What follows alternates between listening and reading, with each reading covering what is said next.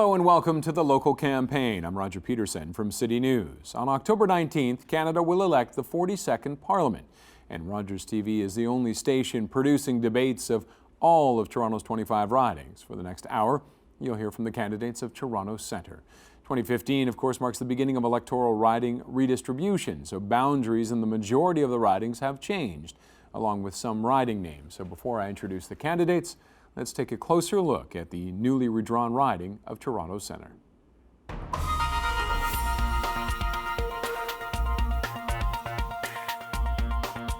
The riding of Toronto Centre is bordered to the north by Charles Street, a small portion of Bloor Street East, and Rosedale Valley Road, and to the south by a small section of Front Street, the Esplanade, and Mill Street.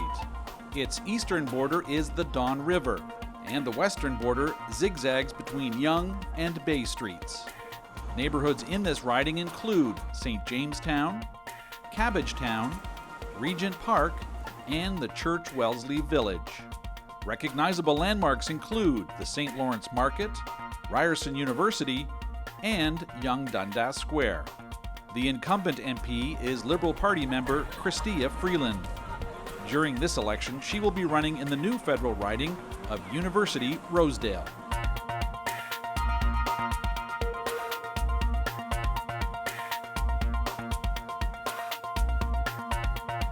Introduce you now to our candidates who have joined us for this. Julian de Battista is the Conservative. Linda McQuaig is with the NDP. Bill Morneau is with the Liberals. Colin Biggin from the Green Party. Philip Fernandez from the Marxist-Leninist Party. Mariam Ahmad from the Communist Party of Canada. And also not here right now, but trying to join us is Jordan Stone, an independent, and the Libertarian Tom Armstrong will not be joining us. So thank you very much, everyone, for joining us. I will give you now a minute to do your opening statements, and it will be done in order of the most seats by party in the House of Commons, and we will begin with Julian de Battista, the Conservative. Julian. Hello. I would like to begin by thanking Rogers Cable for producing these debates and bringing the candidates' voices to the voters of Toronto Centre. My name is Julian de Battista, and I'm the Conservative candidate for the riding of Toronto Centre. I'm here because I want to represent you as your Member of Parliament. I live in Toronto Centre. I work in Toronto Centre. I experience the same everyday struggles as the people of Toronto Centre. I'm here because I want to make our lives better. I want to make a difference, and I know I can make a difference. But I can't do it without your help. Listen to what I have to say and trust me with your vote. Together, we can make a difference and make things better for the people of Toronto Centre. Thank you. Thank you very much, Julia. Linda McQuaig of the NDP. Linda. Thanks, Roger. My name is Linda McQuaig. I've been a journalist and author all my career, and my focus has been on income inequality. My most recent book is The Trouble with Billionaires, in which I show how all the income gains in recent years have gone to the top. But I argue that it doesn't have to be this way, that the reason for this rising inequality has been the economic policies put in place by Liberal and Conservative governments. And that's why I'm delighted to run for the NDP, because we're going to do things differently. We're going to champion ordinary people. We're going to raise taxes on the big corporations and close loopholes that benefit the richest CEOs, and we're going to take those savings and we're going to invest in programs and infrastructure that benefit all Canadians. Thank you. All right, thank you very much, Linda. Bill Morneau of the Liberals. Bill. Thank you. I'm delighted to be here to talk about how Justin Trudeau and the Liberal Party will usher in a new era of Canadian growth while creating a fairer Canada. I've built a Canadian business with almost 4,000 employees and volunteered in Toronto Centre for 25 years as the chair of Covenant House and the chair of St. Michael's Hospital. We'll make historic investments in infrastructure to create jobs, to grow our economy, and to make your life better through better transit and more affordable housing. We'll make Canada fairer by reducing middle-class tax rates. We'll bring 315,000 Canadian children out of poverty by increasing the Canadian child benefit to benefit those poorest Canadians while stopping sending checks to the wealthiest. Choosing Justin Trudeau and the Liberals, and me, Bill Morneau, represents real change to a more prosperous and a fairer Canada, a better Canada for you and your family. Thank you very much, Bill. Colin Biggin of the Green Party. Colin. Thanks, Roger. It's a pleasure to be here, and it's a great pleasure and an honor to represent the Green Party in Toronto Centre riding. It's been my home for 6 years. I live down by the Humane Society. I also started my first business in Toronto Centre back in 1996. I'm in the high-tech sector. I'm an iPhone programmer, and I've been doing this ever since the iPhone came out. I'm really happy that people are starting to think about the Green Party as a party that they want to vote for. For ages, we've really represented, I think, the conscience of Canadians, and in the long-term future, many of our policies are going to be the policies that other parties are going to adopt. Of course, we're known for the environment, but one of the policies we have coming out, of course, is our elimination of tuition for students. This is one of the most important things that we've said in a long time, and I'm very proud to be representing the Green Party and putting that platform forward. Okay, Colin, thank you very much. Philip Fernandez of the Marxist-Leninist Party. Hello. In this election, I'm calling for the citizens of Toronto Centre to vote for democratic renewal by first of all defeating the Harper dictatorship and the Liberals in the riding. The majority of citizens in Toronto Centre are of the working class. They create all the wealth in society. They make Toronto run, and yet they have no voice when it comes to decisions that affect their lives. That is because of a corrupt and dysfunctional electoral system that is rigged in favor of the rich and their political parties. The working people of Toronto have to take charge of the economy and move it in a new direction that serves their interests and the interests of Canada, and instead of the monopolies. There needs to be democratic renewal so that government is actually in the hands of the working people and can serve their interests. There needs to be a modern constitution and an anti-war government. Thank you very much. All right, thank you very much, Philip. And Mariam Ahmad from the Communist Party of Canada. Mariam. Hello, thank you for tuning in. My name is Mariam Ahmad, and I am the Communist Party of Canada's candidate. There's a lot at stake in this election. After almost a decade of the Harper's Conservative, Canada has changed, but not for the better. The wealthiest in Canada have increasingly gotten wealthier, while the rest of the country has faced years of austerity, which has ended in unemployment or precarious jobs. Canadians need fundamental change, and we won't find a real alternative in either Trudeau's Liberal or Tom Mulcair's NDP. Only the Communist Party of Canada represents the working class. We call for raising the minimum wage and living standards, expanding social services and programs, actions on climate change, and curbing the corporate power. All right, thank you very much, Mariam. And we will now move on. We have one more candidate joining us, Jordan Stone. He's running a little late. We will try and get him in and get his opening statement in. But we're going to start with our question period right now. And our first question, we will start off with you, Julian. And it's Toronto Centre encompasses some of the wealthiest and some of the poorest residents in the city. Is there a role for government in narrowing income disparity? And Julian, you have 30 seconds to answer. So the Conservative Party, under the leadership of Stephen Harper, has made great strides in making sure that Canada's working families are supported. We've increased the universal child care benefit to its highest levels. We've increased the benefits provided to seniors, increasing the GIS with the biggest increase in recent memory. Throughout all these increases, there is more money in the pockets of working Canadians, and this helps the families in Toronto Centre get by. Okay, thank you very much, Julian. Linda? Yes, there's absolutely a role for government in addressing the issue of income inequality. And there's very specific ways we can do this. By investing, for instance, in affordable housing. The NDP is going to put $2.7 billion into affordable housing. We will greatly increase the opportunity for people in the riding to be properly housed. We want to invest in affordable childcare so that women can go out to work. We also want to create a new Linda, federal minimum wage of $15 an hour. We're going to try and keep the opening statements on the questions to 30 seconds. Bill. Well, thank you. It's an important question. I've been out knocking on doors in Toronto Centre, and we've seen that, yes, it's true. There is a significant variation in terms of people's success and their ability to get by. We've decided in the Liberal Party that we'll address this head on. We've decided to reduce taxes for those in the middle class and to raise taxes for those in the top 1%. We believe this will have an important impact on helping those that are struggling to get ahead to do better, and that's an important role for government. Okay, thank you very much, Bill. Colin. Yes, there absolutely is a role. One thing that the Green Party would do, of course, is go after money that's been sheltered in tax havens. This would address the inequality with the rich.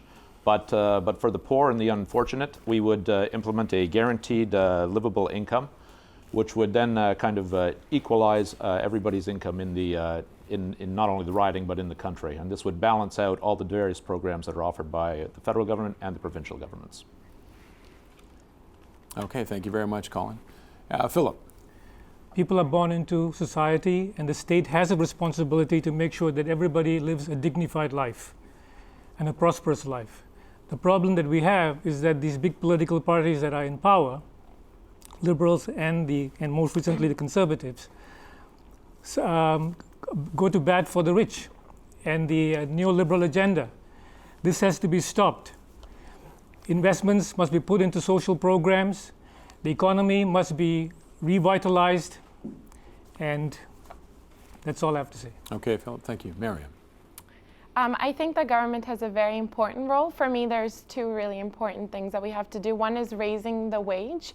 We want to raise the minimum wage to $20.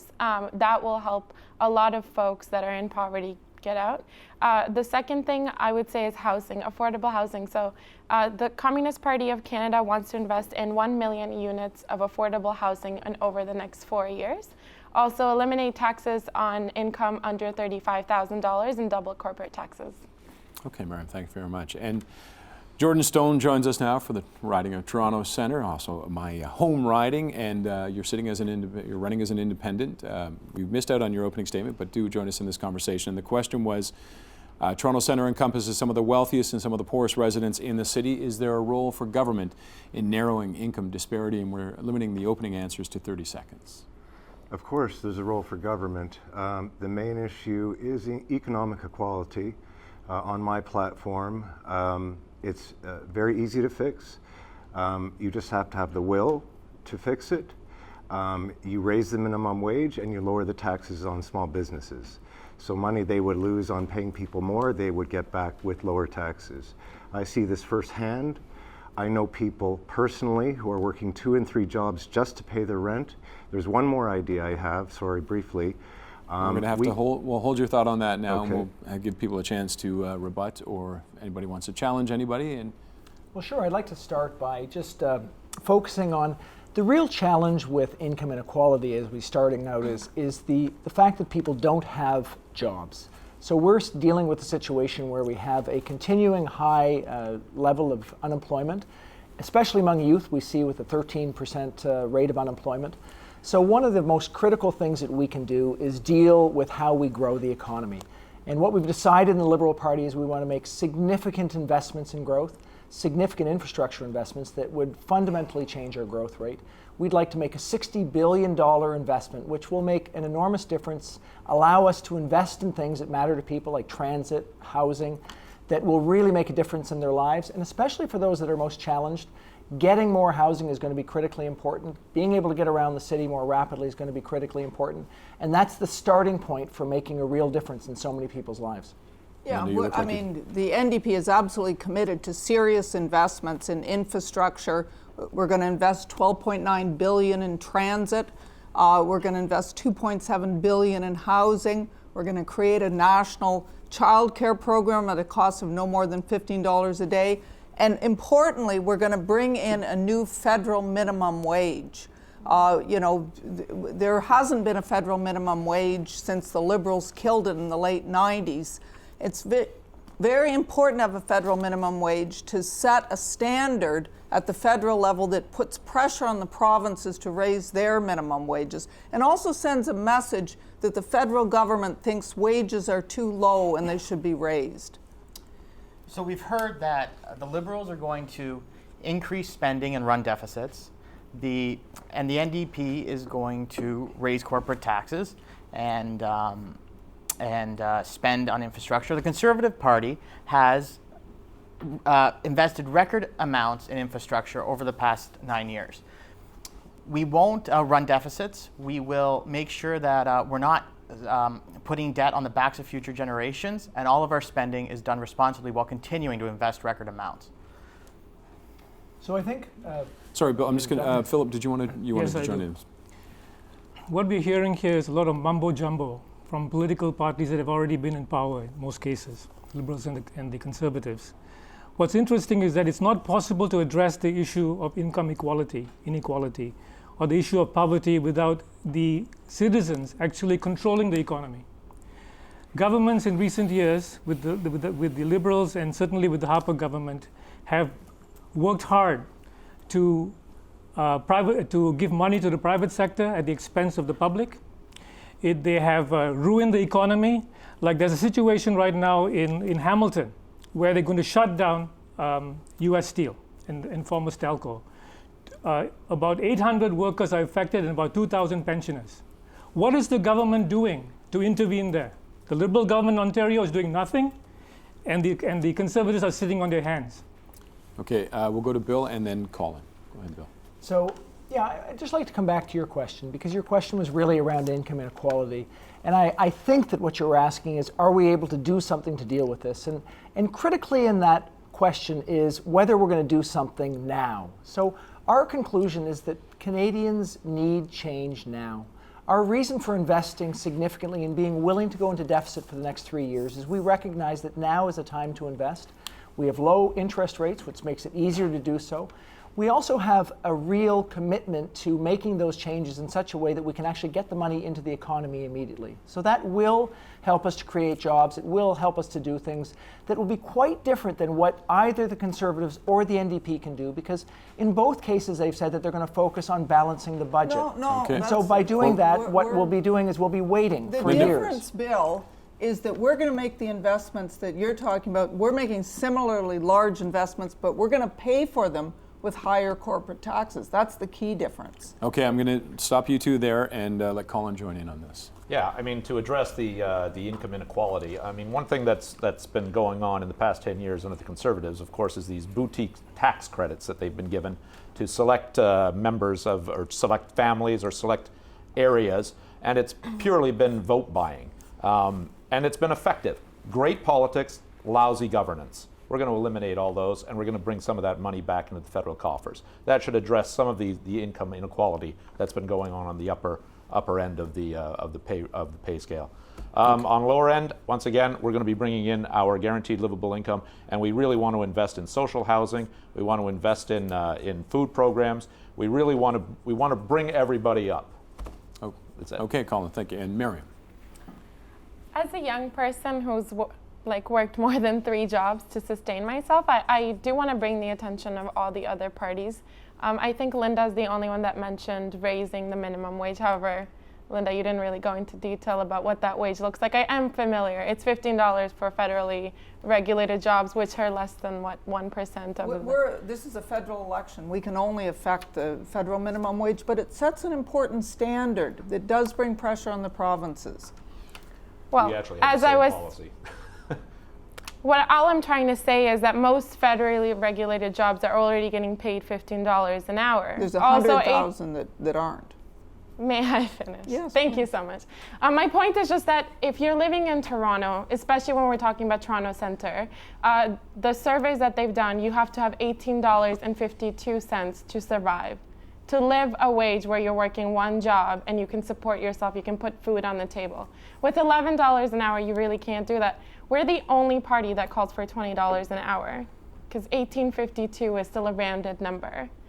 Okay. And as much as investment goes and corporate taxes, again, I would like to know the specific details, because it all sounds great, but I've heard it a million times and over and over and over in elections. All right, Jordan. This is a huge, huge problem. As I was starting to say before, I know people personally at this coffee shop, an independent coffee shop where I go. They're working 2 and 3 jobs. Yesterday I was actually in the coffee shop and the girl was crying, in front of me, because she can't afford to live properly. Actually, the Toronto Star did a great article. It takes 37 $100,000 a year to just get by in Toronto. And Maybe the Toronto same Centre would be argument part as of that. Mariam. One easy solution. All the parties have good ideas. They all approach it a little bit differently, but I got a very quick and easy solution. We're the only country without a national in the developed world without a national housing strategy. All we have to do is give developers tax incentives to build more apartments.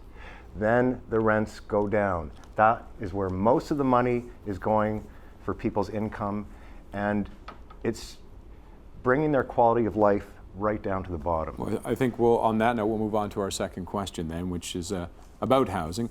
And according to the Bank of Canada, mortgages make up 68% of Canada's record high household debt. Home prices in Toronto continue to climb, and more people are borrowing to buy expensive homes. If this housing bubble bursts, what role can the government play to prevent this from having severe consequences for the economy and the people involved? And Linda, we'll start with you. Well, actually, in Toronto Centre, it's more an issue of renting than home ownership that's the problem.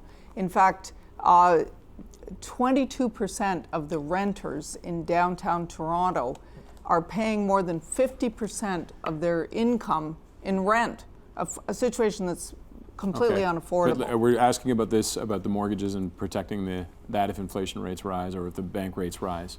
If we can just focus on that, we can come back to that though, about the renters in this riding as well. Okay, about how we can prevent. What role should government play to prevent any kind of rate rises from having severe consequences on the economy? People losing houses, the economy dipping, even crashing? Well, the government should be playing a role in that, in preventing the expansion of mortgages to too large an amount, so that, allowing the market to get overheated. There's ways that they can do that, and that is important that they do that. As I say, though, I want to come back to the rental issue, because that's... Well, we will come back to it, but we're in the answering just that question right now. Bill. Well, I think your question is really, what can the government do in order to help people who are facing really significant challenges meeting the mortgage and worrying about interest rate rises? This is a very legitimate concern for many, many Canadians. It is, as Linda said, it's not the most significant concern in Toronto Centre, but there are definitely people who are in that situation. First and foremost, we need to worry about having a robust economy. So we're in a low growth environment right now. In a low growth environment, obviously, we need to make some investments. And we've specifically said that we will make the most significant investments that have been made in the history of Canada in infrastructure. That's critically important. It'll help the economy to do well. Bill, we're going to have to cut you off there. We're just on the 30-second answering of the questions here. Colin.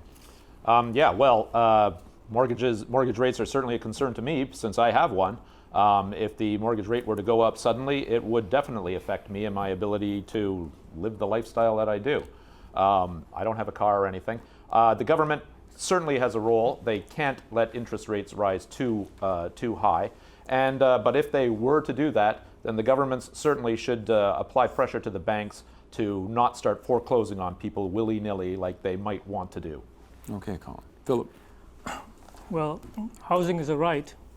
And so, yes, government has a big role to play to make sure that that right is guaranteed. I think that we need to get away from the fact that governments are beholden to the speculators, the financiers, and that's the problem. We need to have the kind of government, or we need to organize for a kind of government that's going to put an end to this. Okay, Mariam. I have to agree with Linda on this. I think my main concern is for people who are renting. But as far as mortgages go, I think we should ban evictions and mortgage foreclosures and utility cutoffs to people who are unemployed or who can't afford to pay their mortgage. Also support demands for rent controls, as again, like the inflation rates are going higher and the minimum wage is not. Like, we need to find a way to let people live, and like housing is a right. Okay, thank you very much, Mariam. Jordan. And I would also agree about the rent issue. I mean, if you do lose your house, and God forbid you do, if you can't afford the rent, what are you going to do? Again, if you give incentives to developers to actually build apartment buildings, the rents will go down. That's the only immediate solution I can think of. Okay, and Julian. So this issue is one that matters to me, as I have recently purchased my first home, a condo in downtown Toronto. Our government has come out strong with measures to help first-time home buyers purchase their first home. We've pledged an increase to the home buyers plan, upping it from $25,000 to $35,000. The Prime Minister has also pledged to study the issue of foreign investors and the effect that they're having on the housing market in Toronto. Okay, thank you very much, Julian. Colin, you'd like to... Well, I was just going to say, but that addresses people who are buying a condo for the first time, and I took advantage of the home buyers plan, which I believe was introduced many, many years ago before the Conservatives. It doesn't address actually what would happen if the rates were to suddenly rise. Okay. And Linda? Well, I don't think we're in danger of the rates suddenly rising. They're at historic lows, in fact.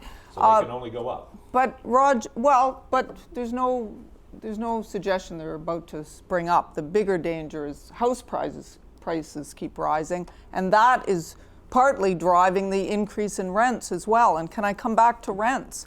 Because well, I think we can come. Well, we can do that actually as the next question if everybody's okay with that. But we'll just finish with this part, and then we'll come back and we'll talk about the riding specifically. It sounds like everybody here would like to do that. Bill, and then Mariam. So I started off earlier talking about the need for a robust economy, which is the single best insurance against problems in housing.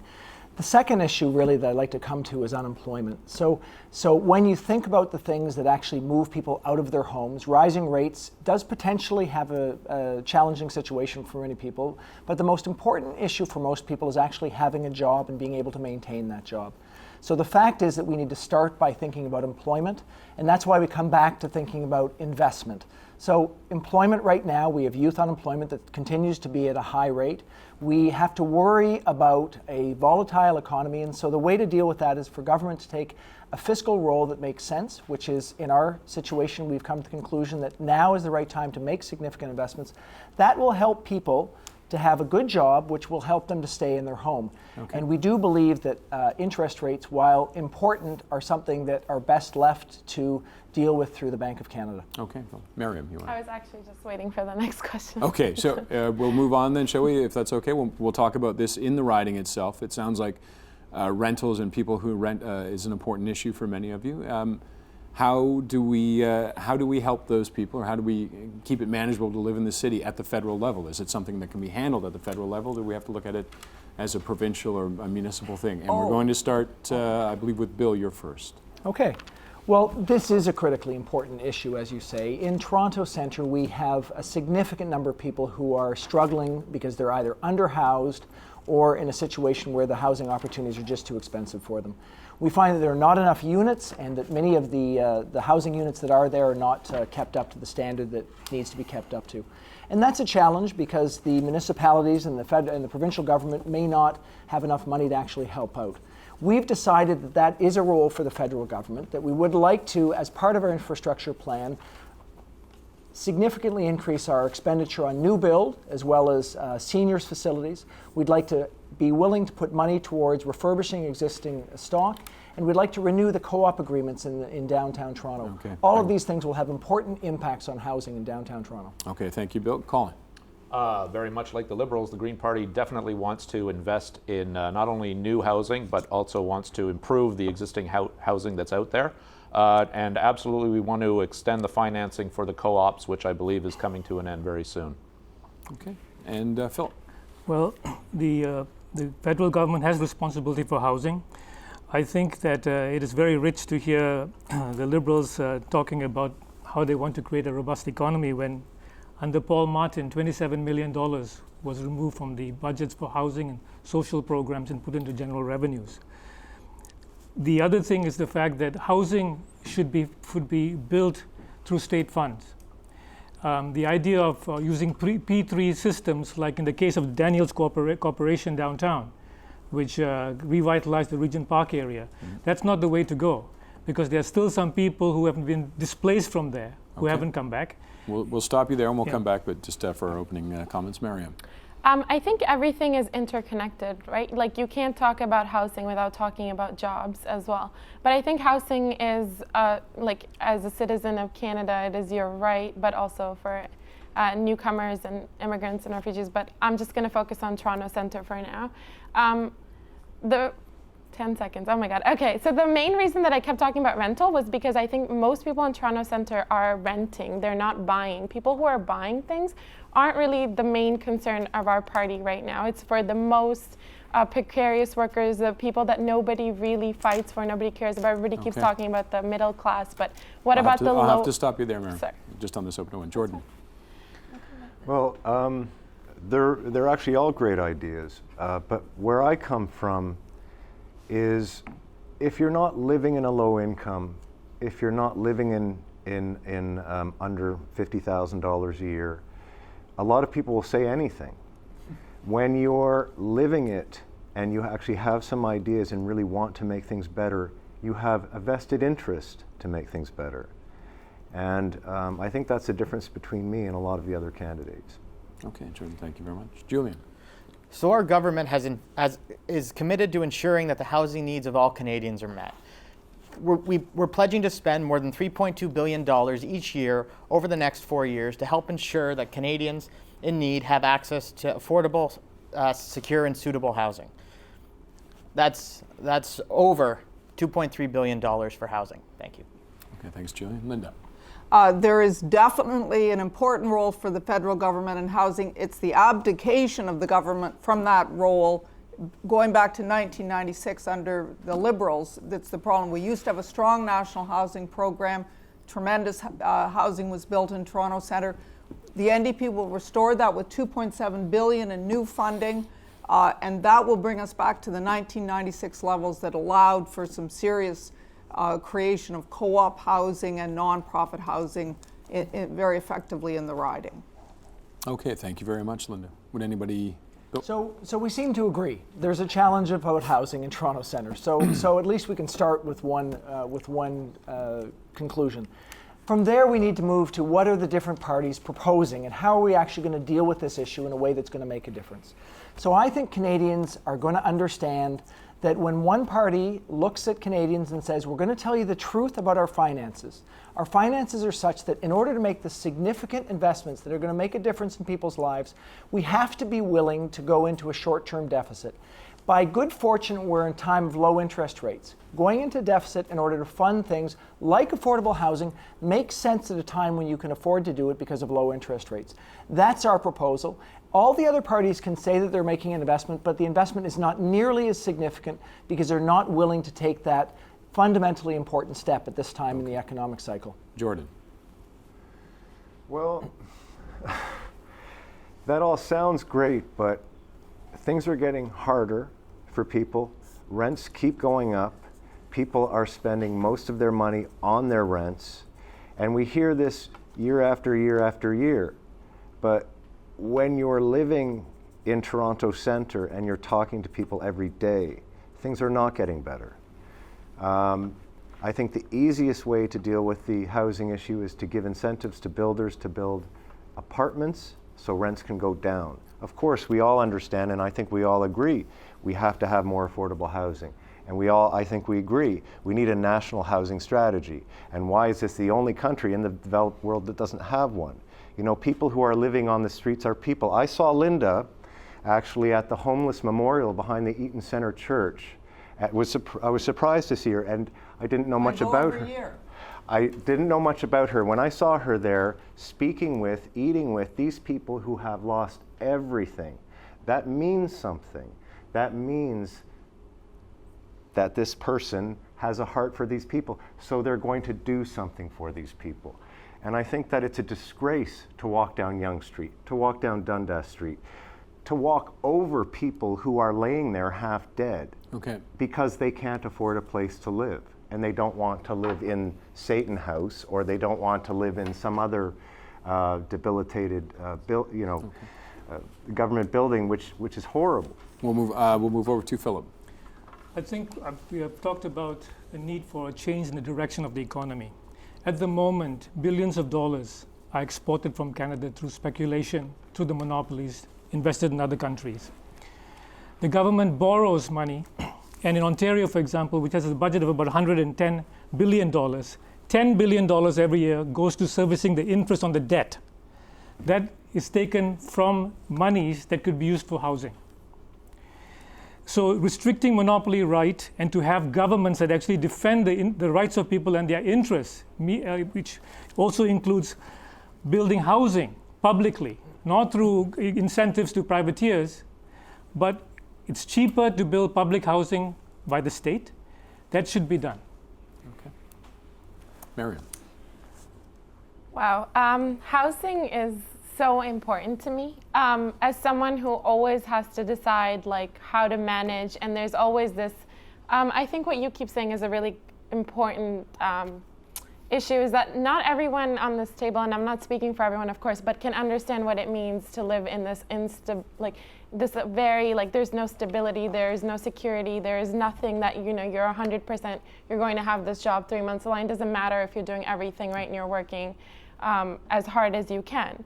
So for me, what's really important is taking an emergency action. Like, there is a crisis in Toronto Centre. The amount of homeless people I walk by is too many at some point. And we want to build over 1 million units of affordable social housing over the next 3 years. And I have no doubt in my mind that this government has the money. Where we're spending around $25 billion on military and fighter jets, I think we can do that much for our own citizens and build housing. Okay. I agree with what you're saying too, but when the government does work with the private sector, it can get done faster. So all I'm saying is to give them an incentive to actually get it done. The places will go up just as fast as that condo across the street went up. All right, Colin, we'll give you last word on this, and then we're going to move on to our next question. Yeah. They've been saying that new housing isn't really an issue in Toronto Centre. It actually is. There's a lot of condos being built. Anybody who walks around Toronto Centre knows this. Condos are cropping up at almost every major intersection now. Right within a 1-minute walk of me, we have a whole new development. So new housing is definitely an issue. Eventually, these places are going to go up for rent, and they are going to be offered at whatever the going rate is. So building new housing is an issue. The mortgage rates that are there, the rental rates are there, it's all tied. I can perfectly relate. When I first came to Toronto out of university, I was working co-op, and it was impossible to find a place to rent here. The situation is bad, and the government does have to get involved in some way to improve it. Okay. Can I just make a point about that? Well, I have to let, I just said we're going to stop at Colin on this one, and we're going to move on. We want to get some more questions in before the end of the hour too, Linda. So I apologize to both of you, but we should move on. We want to talk about the TTC next, again, something that is near and dear in this riding. TTC is facing yet another budget shortfall. It remains the lowest subsidized public system in North America. Gridlock is costing billions to the city's economy. Many critics say the answer is a well-funded and comprehensive transit strategy for the GTA and beyond. What role should the federal government play in fixing Toronto's transit woes? And Colin, we're starting with you. The federal government has a huge role to play. Ostensibly, it falls under the provincial jurisdiction and maybe even municipal, but no, I'm sorry, the federal government has to. Transit is expensive. It's expensive in Toronto, it's expensive in New York, it's expensive in Tokyo. It's not billions of dollars expensive, it's tens of billions of dollars expensive. The federal government is the only government in this country that has that kind of clout to get that kind of financing. It has no choice. It's got to get involved in all the cities in this country. Okay, Colin, thank you. Philip. It's always the question of lack of money. The governments always say lack of money. But if we had an independent, sovereign economy based on manufacturing, we would have the means to deal with the infrastructure issues. It's as simple as that. And so rather than P3s, for example, building infrastructure in Toronto, because we do not know where the money is going, amounts of money are bandied about. We do not know where the money came from, who's beholden to it, where was it borrowed from. We don't know anything. And so, yes, we do need infrastructure, but we need it in a manner that is accountable to the people and does not run deficits and so on. Thank you, Philip. Mariam. Transit is really important. I work at York University, and in order to get there, it takes me an hour and a half. And I know that they've been building a transit system for the past 30 years, and they've been planning it and building it, which is, year after year, you see the sign change from 2012 to 2014. The Communist Party of Canada calls for free transit. That's easily done by nationalizing bank and nationalizing corporations and the industry, and it's possible. Okay, Mariam. Jordan. Clearly, the government needs to be involved in public transit. And what I would like to see is these people riding the transit. You know, when you're actually riding transit, you're seeing how difficult and congested and slow, and it gets more and more expensive. Then they can say, okay, wow, this is serious. When you actually experience something, you can speak to it. When you're poor, you can speak to it. When you have mental health issues, you can speak to that. All of these things, I think, the politicians who get elected become very separated from the people who elect them. Bring them back into the community. Bring them back into the TTC. Okay. Jordan, I'm going to cut you off there. Thank you. And Julian. I'm proud to say that I take the TTC to work every single day. And our Conservative government has made significant investments in infrastructure while keeping taxes low and balancing the budget. We've committed to funding subway extensions, new subway cars, and just recently to contributing a third of Meritorious Smart Track program. We have a plan, we're implementing the plan, and we are making record investments in transit infrastructure. Okay, thank you, Julian. Linda. Public transit's incredibly important. The NDP has pledged to invest $12.9 billion over 20 years in order to create sustainable long-term funding so cities can actually make serious plans. The Liberals keep talking about how big their infrastructure investment is, transit, housing, etc. But you know, we've seen this kind of thing before. They often talk very progressively before an election. Then after the election, the business wing of the party takes over and kind of shuts things down. That's exactly what we don't need with transit and other and important investments like housing. Okay, thank you, Linda. Bill.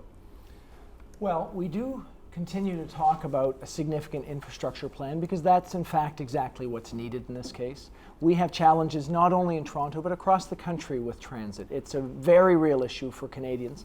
It's one in which we realize we need to work together with municipalities and with provincial governments in order to actually make a difference. So we've committed $20 billion over the next decade to transit. It's a critically important investment. It's one that's long-term and stable. It'll make a really important difference for the listeners on this show. Okay, thanks very much, Bill. Would anybody like to rebut at this point? Yeah. Colin? I just have a quick question for Julian, actually. You said that we're investing a lot, and it's been, I don't know what the word you said, like it's the most anyone's ever invested. Why is it then like that the daily fare keeps rising every so often? Well, that's, I get, well, sorry, I'd like to. I can answer that. Sure. The general operation of the TTC is a responsibility of the Toronto Transit Commission and the City of Toronto. They're the ones who set the fare. We contribute to infrastructure payments, we contribute to new services, we contribute to expansion, but their overall management is the responsibility of the TTC. Linda. Yeah, I want to come back to the Liberals keeping promising investments, which they want to pay for with deficits. What they don't tell us, though, is something that came out actually last Saturday when they did their fully costed plan, and that is that part of their plan involves $6.5 billion worth of cuts in order to finally balance the budget at the end of their term. And they were very unspecific. In fact, they said, John McCallum said that everything was potentially on the table, but he wouldn't be specific where the actual cuts would come. That suggests austerity. That suggests cuts to healthcare, all kinds of things that we just don't know about. Okay. Bill, and I know, Colin, you're next, but sure. Well, I'd like to respond to that. First of all, the math's wrong. We've said that we see that we'll need to make about $3 billion of efficiencies over the time period, so that's what we've actually said. And we recognize that there are significant ways we could do that. For example, the Conservatives have spent $750 million on advertising. It's a good example. We'll be able to find those sorts of cost savings. But what's really important for people to understand here is we're seeing from the NDP a shift into desperation mode. They're taking a page out of Harper's books. By criticizing someone else, it's a way to deflect from the challenges of their own program. You know, we're starting to see national attack ads. So it's very familiar. The two parties over here, the Conservatives and the NDP, they're taking an approach that's not conducive to positive discussion of change. That's what we're actually doing. No, we simply Linda, want to get the numbers. I have to let Colin speak, and then I'll certainly let them continue on, but I just want to say that transit is something near and dear to my heart. I took transit to get up here. I live and die by the streetcar lines, and anybody who lives in Toronto Centre knows what a frustrating experience that can be.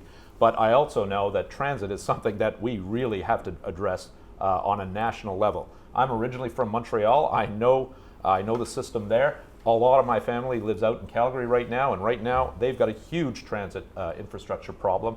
This is something that has to be addressed by the federal government. It's got to be nationwide. We really do need a national strategy for this.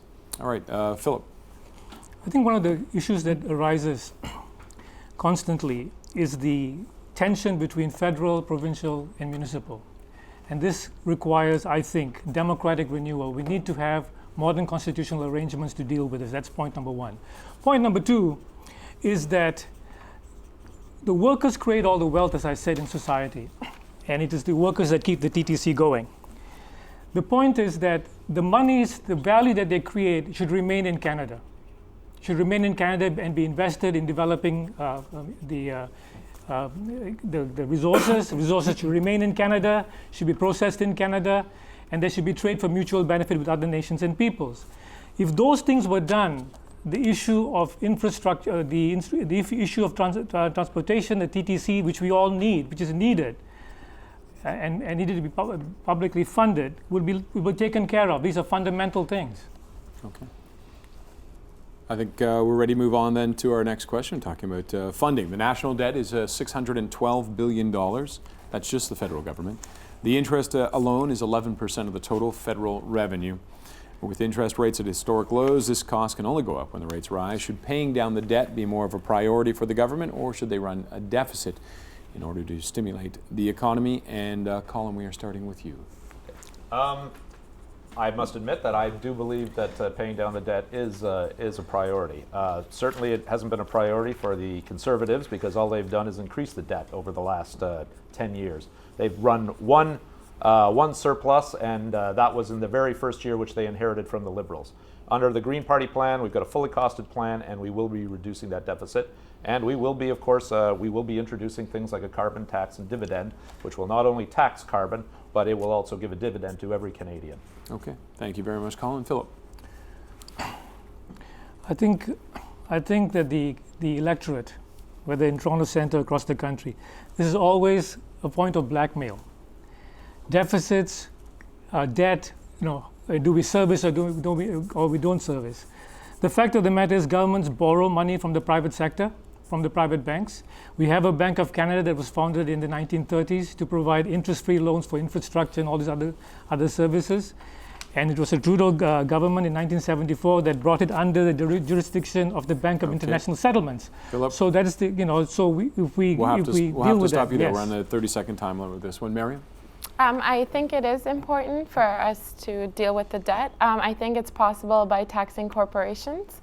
We can double the corporate tax. We don't have I think we do, but we need to impose taxes on capital gains by 100%. Also, the Communist Party of Canada wants to cut military spendings by 75%. So there is a bit of the debt. Also, nationalize banks, which would help a lot. Banks have an incredible amount of money that they just sit on. Okay, Mariam, thank you. Jordan? Definitely, I think the government should run like a family runs, your credit card, you're spending and spending and spending. People don't really understand, I think, what debt in the government is. It's like having a credit card. I'm using money I don't have, and I'm paying a huge amount of interest on that. Well, over time, it eats away on every part of your society and your family. So no, I think the debt should be paid down. Okay, thank you very much. Julian? So in 2014, we balanced the budget. In 2015, we're on track for surplus. Paying down the debt is an important priority. The money spent servicing the debt can be much better spent providing programs to Canadians, and it can only be done once we've paid down the debt. That's why we're committed to running balanced budgets. We've introduced balanced budget legislation, which puts penalties on ministers for cost overruns during times of deficit, and we will continue to support a balanced budget. Okay. See, that's a very good point. One sec. Sorry, Jordan, one sec. Linda? I don't think that paying down the debt should be a priority, but nor should running up new debt through deficits, through needless deficits, be what we're doing either. Because there's an alternative. Instead of incurring new debt to fund the programs we need, we should be turning to corporations that have had a huge, huge tax cut over the last 15 years under both Liberal and Conservative governments. There's plenty of revenue there. We're losing tens of billions of dollars a year in money that we could be collecting from corporations. And why go into debt when we could in fact use corporations, corporate income to finance the programs we need? Okay, Linda and Bill. Well, I think when we're in a low growth era, and we are, let's just be clear, we're in a low growth era. We've been in recession for the first 2 quarters of the year. We're looking at low growth throughout the rest of this year. We are facing a demographic challenge. We, for the first time, have more 65-year-old and over than we have 14-year-old and under. So in that era, you need to think about how you increase growth. We believe that making productive investments, very different from spending, which I understand, productive investments at a time of low interest rates can be very positive for growth rates in this country, it can be very positive for getting people back to work, and it can improve people's lives at the same time. Okay, thank you very much, Bill. Jordan, you wanted to... I think Julian actually hit on a very, very important point, and I think we all can agree on this, and it's nice when we all can agree on something. When ministers are overspending, we read in the paper all the time, this $1 billion here is gone, $2 billion here has disappeared, $5 billion here has disappeared, and nobody's accountable. Well, I think that's a great idea that they should be held accountable, because when people are elected, they often forget it's not their money, it's our money. And I think we all have to be more responsible and hold them responsible, and I love the fact that Julian actually said that. Now, that legislation, I'm very proud of it. It's going to be great. However, Justin and the Liberals have promised to repeal it, which I don't think is a good idea. Okay, well, we're going to go to Philip first, and then Colin and Bill. As I said, there's a lot of mumbo-jumbo going around about numbers and so forth.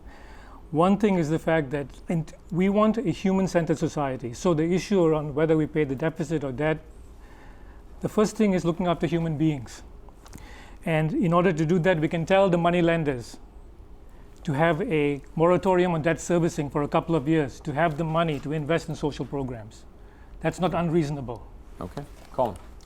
Yeah, well, I just find it very ironic that this newfound conversion of the Conservatives for all of a sudden not running deficits. Where was that in the last 10 years? Stephen Harper is very ideological about tax cuts.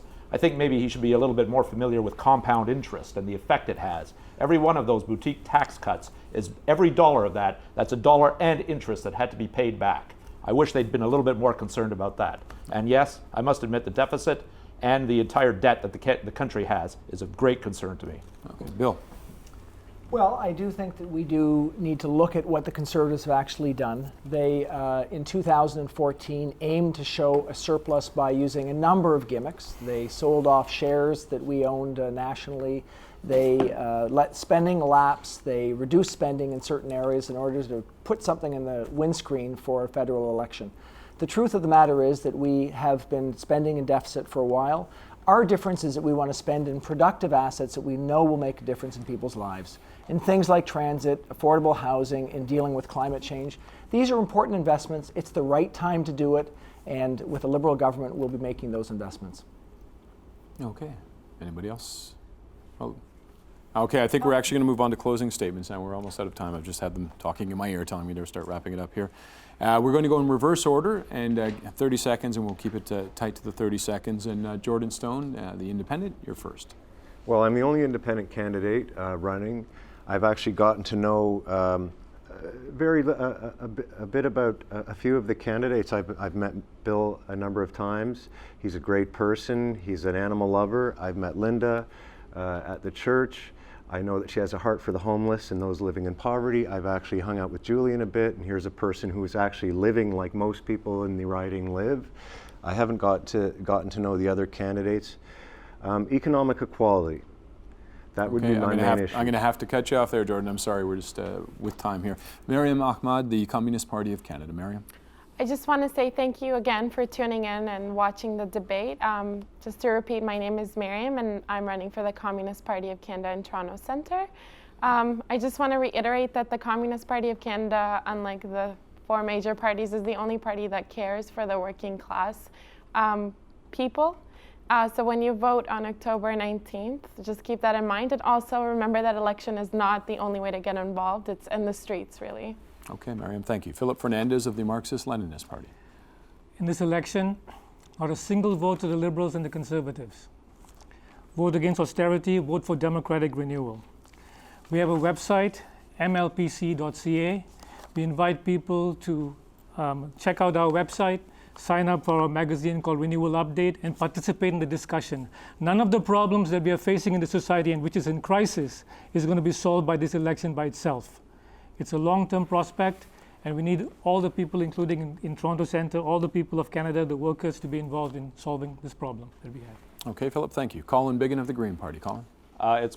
As I said at the beginning, it's my honor to be the representative for the Green Party in Toronto Centre. It's also, of course, my pleasure to live in the riding and hopefully represent it.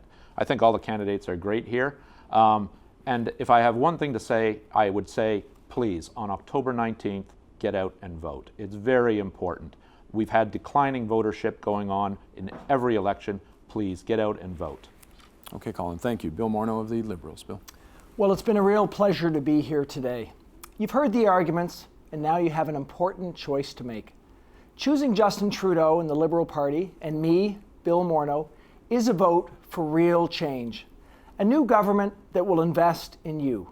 A new government that will invest in making Canada fairer. A new government that will choose to make important long-term investments rather than cuts. I hope I can count on you to vote for Bill Morneau and the Liberal Party on October 19th. Thank you very much. Thanks, Bill. Linda McQuaig of the NDP. Linda? Thanks for watching. Canadians soon have an opportunity to finally end the Harper years.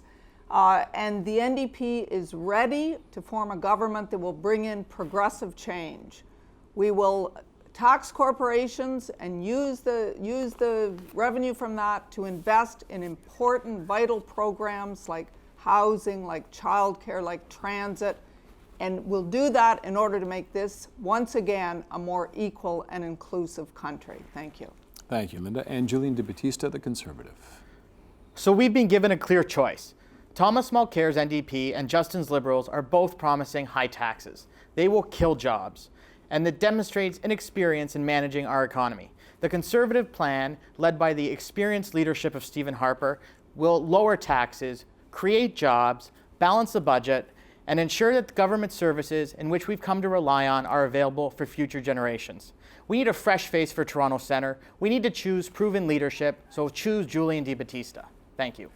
Thank you very much, Julian. And the one other candidate who was not here is Tom Armstrong, the Libertarian. But I thank you all for joining us today and taking the time to come out and express your ideas. Thank you.